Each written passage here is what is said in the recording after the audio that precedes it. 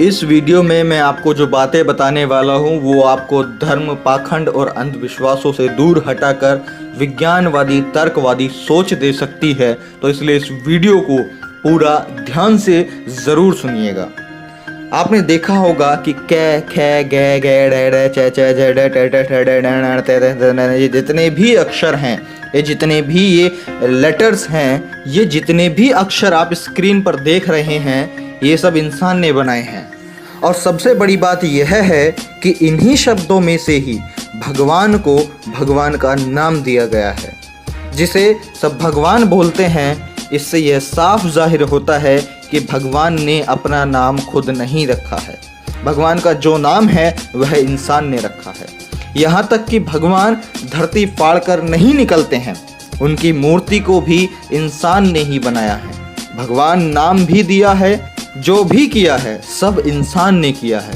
तो भगवान ने क्या किया है? कौन है भगवान? भगवान को हम कैसे माने कि यह भगवान है? क्योंकि भगवान को बनाने वाले और भगवान को नाम देने वाले तो हम इंसान ही हैं।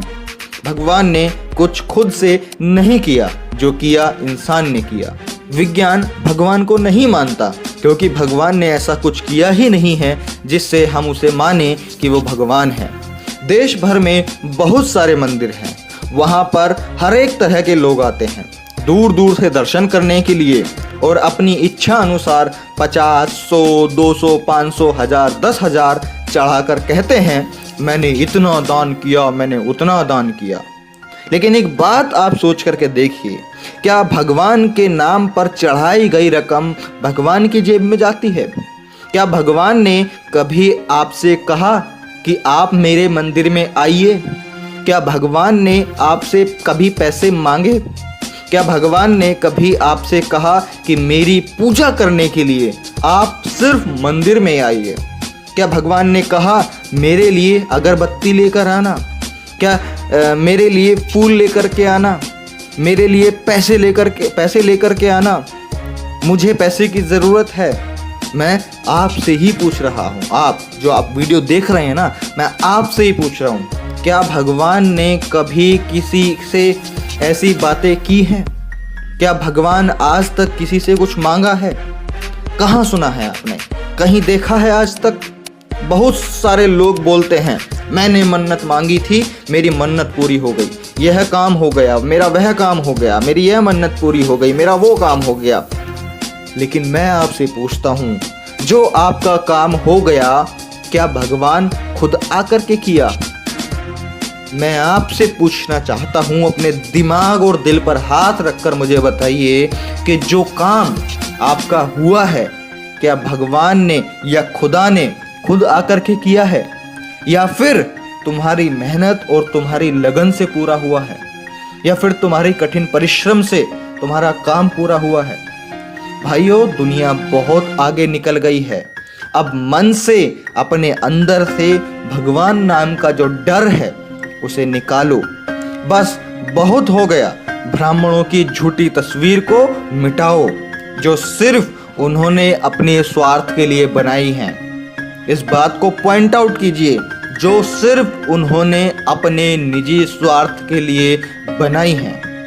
मैं आप सभी लोगों से कहना चाहता हूँ, मेरे सभी साथियों से कहना चाहता हूँ कि अंधविश्वास भगाओ, अपने आप को बचाओ।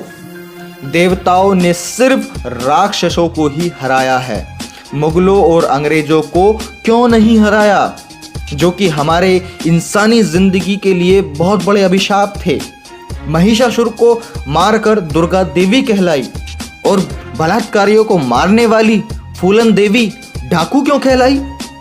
पहले तो धड़ाधड़ अवतार जन्म लेते थे, शिक्षा का युग आते ही अवतारों की नसबंदी क्यों हो गई? कोई पैदा क्यों नहीं हो रहा है? नया भगवान या कोई नई शक्ति जन्म क्यों नहीं ले रही है? इस बात को आप समझिए कि आस्था ही अंधविश्वास की जननी है। आस्था मूत्र आपको पिला रही है और नारियल का शुद्ध पानी फिकवा रही है। भारत दुनिया का इकलौता देश है जहां मिट्टी की मूर्ति को देवी कहकर कपड़ा पहनाया जाता है और जिंदा औरत को नंगा करके घुमाया जाता है। अफसोस इन बातों का नहीं कि धर्म का धंधा हो रहा है, बल्कि अफसोस तो इस बात का है कि दोस्तों आज की डेट में पढ़ा लिखा भी अंधा हो रहा है। पिताजी का तो पता नहीं और माताजी की जय जय, वारे अंधभक्तों।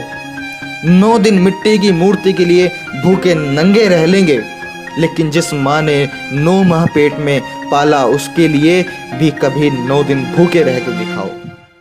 मानसिक गुलाम क्या होते हैं इस बात को समझिए।